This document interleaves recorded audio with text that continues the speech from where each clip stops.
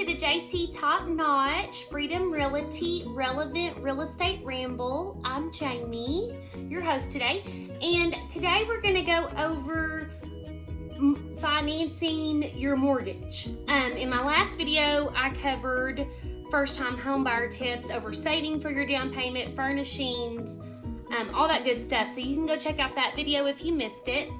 I'm going to cover just some typical mortgage lending types very quickly. I'm not going to go into a whole lot of detail because you really need to visit with a lender. I suggested in my last video to at least talk to 3 lenders about different types of financing. So I'm just going to cover briefly over conventional, FHA, VA, and USDA. Now, FHA, VA, and USDA are all government loans, and they all have funding fees that are financed into your loan. Conventional, if you don't put 20% down, you have PMI. Well, with the government loans, you have a funding fee that they finance with them on top of the mortgage. So on FHA, it's 3.5% down or more, and also FHA has a FHA rehab program where if you find a house but it needs repairs or some other things, maybe it wasn't maintained the way it needed to be, or updates, you can do an FHA rehab loan and finance that money, because if you may not have the cash on hand, into your mortgage. On a regular FHA, it's 3.5% down or more. Again, you'll have a funding fee that is financed in, and you will escrow for taxes and insurance. And that way, your principal, interest, and your taxes and insurance are in your payment. And on conventional financing, it's the same as well. If you don't put 20% down, you'll have your principal and interest, and then your taxes and insurance included in your payment, and the lender will pay your taxes and insurance for you annually. And then on conventional, you would have a PMI payment if you don't put 20% down. So, and also VA and USDA is the same with the taxes and insurance escrowed. So I was going to give an example of a conventional financing. I'm going to use $100,000 just because it's easy, an easy number to round, and it just makes things a little more simple. So if you bought a house that cost $100,000 and you put 3% down, now this is conventional that I'm talking about, you'd be financing $97,000 and you would be putting down $3,000. Your principal and interest on 4.1%, that was the mortgage rate that I found today. The principal and interest would be $469. And then I estimated taxes at $200 a month, and I estimated homeowner's insurance at $100 a month, and then PMI, private mortgage insurance, at $80 a month. So your total payment would be $849 for 30 years also. I did a 30, that's typically what first-time homebuyers do, is 30-year note. Can you pay off a mortgage early? Of course you can, especially with the fixed rate mortgage. If a lender says you can't pay it off early or you get penalties, you really need to look into that and maybe visit with some other lenders that won't give you a penalty if you pay off a mortgage early.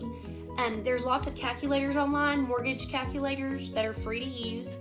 And also there's calculators online that tell you if you paid an extra $50 a month, how many years would you save on your mortgage, for it to be paid off. So look into those. You can Google them. Really simple. So closing costs, I wanted to kind of cover that. You're going to have closing costs on top of your down payment. Closing costs are typically 2 to 5% of the mortgage amount, okay? Now, let's just say you need $5,000 in closing costs because the lender is going to require 1 year of taxes and 1 year of homeowner's insurance. Then they're going to ask for an additional 2 to 3 months of each for a cushion. And then they have an escrow account set up for you, and then annually they will pay the taxes to the county, and then they'll pay your homeowner's insurance to your homeowner insurance agent, whoever you decide to use. You need to shop for your insurance as well. Your lender will give you the requirements on what you need. Most likely it's going to be, cost to rebuild, the type of insurance they're going to require. And then you'll have title company fees, you'll have recording fees, and a home warranty is sometimes paid by the seller, but it depends. Are they paying for your closing costs? Are y'all negotiating this in? Let's talk about this. If you want your closing costs paid for, that's something that you need to negotiate with your realtor. Your realtor will know how to do this on who you choose. Sometimes if you offered $97,000 on a home, but you want $5,000 in closing costs paid for by the seller, then the seller may negotiate back and say, well, we'll accept $100,000 paying $5,000 in closing costs. So, there's different ways to negotiate that, FYI. And a home warranty. A home warranty is really important, especially when you're a first-time home buyer, because lots of things happen in that first year, like appliances that need to be fixed or appliances that need to be replaced, air conditioner units that go out. Just for example, I keep mine year after year. This past winter, my motor went out in my heater, and my home warranty company came. I paid them a $75 fee, which is like a copay, kind of, if you go to the doctor, it's sort of like that. And then they covered the rest of the cost and fixed my heater. So a home warranty is really important. Make sure that you talk to your realtor about which home warranty company that they feel is, legit and good. I know that I personally use American Home Shield. I'm not getting paid by American Home Shield to tell you this. I've had my home warranty now for, 10 years, I guess. And then also I have a home warranty on my rental property that I own as well. So, I'm just a really big believer in that. When a lender is looking at your application, they're going to look at your debt to income ratio. So typically a lender wants your debt to income ratio to be 28% over 38%. This is going off your gross income, okay? Really, it's best just to go off your net income when you're looking at this yourself. You'll be way far ahead in the long run if you do it that way, but lenders go off gross. So 28% on the top is your mortgage payment. 36% is your bottom percent, and that's your mortgage payment plus all your other payments, like your car payment, your credit cards, etc., etc. So it needs to be 28 over 36.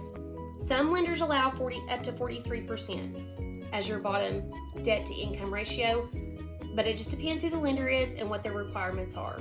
But to be on the safe side, you really need to stick with 28, 36 in my opinion, and really your 36 needs to stay there, and really it needs to be your net income for you to feel comfortable. And I'm not going to go over adjustable rate mortgages, because really as a first time home buyer you want to have a fixed rate. You can get an adjustable, but I'll cover that in a different video on another time. Adjustables aren't bad, it's just it's better to have a fixed rate so you know exactly what your mortgage is going to be. Adjustables usually are adjustable percent rates are usually, they stay for 3 years fixed, and then they adjust every year after. But that can be another segment. And I think I covered everything for today. I just wanted to kind of cover the basis of just the typical financing that most buyers use when they're first-time home buyers, second home buyers, even if you're buying a second home. A second home's a little more complicated. You usually have to put 10% down, and rent houses are more complicated. Investment properties usually have to put 20% down. Land, you usually have to put 10 to 20% down. But anyways, thank you so much for tuning in. Please hit subscribe, like, share, and if you have any questions, just comment below and I will get to them as soon as I can. Thank you.